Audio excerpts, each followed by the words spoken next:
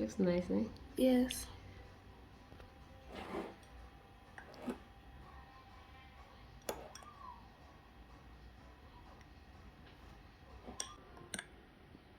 Okay, go. Hi guys, welcome to my channel. For those that are new, welcome. For those that are already following me, thank you for sticking in.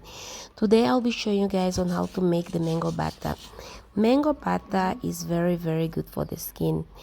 It's actually mango butter is a butter extracted from the mango seed, the pit. It's similar to cocoa butter, shea butter, and it's often used on skincare products as an emollient base. It's moisturizing without being greasy. So mango butter is used in a lot of cosmetic. It strengthens, even eating mango on its own, it strengthens your heart. Yes. So this is one of the fruits that you guys shouldn't ignore if you have it. So what I did, I cut off, I'll be using the pulp of the mango and cut into small pieces. Some of the benefits of mango butter is that it's softening for a sunburn. So if you are in areas or towns with a lot of sunburn, a lot of sun, a lot of heat, always carry your mango butter with you because it's very good for sunburn, very good for acne, very good for eczema, and also is a good moisturizing for dry skin. Like let's say if you have psoriasis, use mango butter in your skincare routine. After cutting the pulps, now I will be breaking this seed because I want the pit of the mango, which we'll be using. A lot of big companies use to make a mango, they use the pit if you have those extraction machines. But in this case, we don't have those, so we are doing it manually. So the method I'll be doing is a cold process. No, hot process, sorry. Hot process in a way that I'll be boiling it. So you cut the mango into small pieces. You cut the pit into small pieces until you get everything from the seed. Mango butter, I love using mango butter as well for some dark knuckles. If you have dark knuckles, apply your mango butter every day in your fingers, your hands, or even dark neck. If you have a dark neck, also I use mango butter for that because it's a very good moisturizing agent.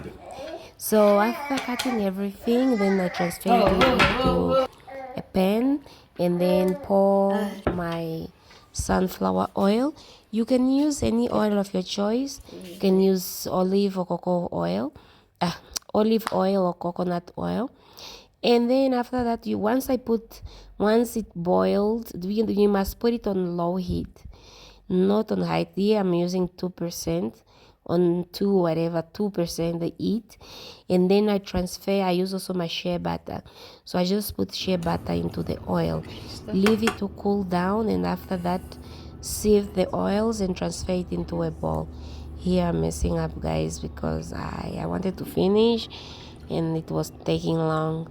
So you keep this one, you can still smash it, make it into a nice pulp or pap, whatever, and then you can use it as a mask.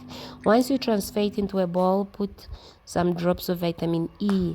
Vitamin E, I love using. It's not a preservative, but it helps to control the shelf life of oils if you are using products with oils.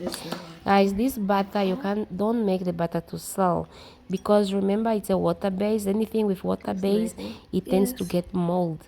So this butter can only last up to 3 months. Let me just not say 3 months, up to 1 month. You can use, then do another one. If you want it to last longer, then use preservative so that the shelf life of your butter can stay up to 6 months to a year or 2, depending on the preservatives you'll be using. So the butter, after I put the vitamin E, I put it on deep freezer. This is the texture. The texture can also be very hard if you reduce the amount of your oils. But I wanted it like that because I use this for my hair, for my skin. I use it as well as a cleansing balm. So guys, thank you very much for watching. Do not forget to subscribe.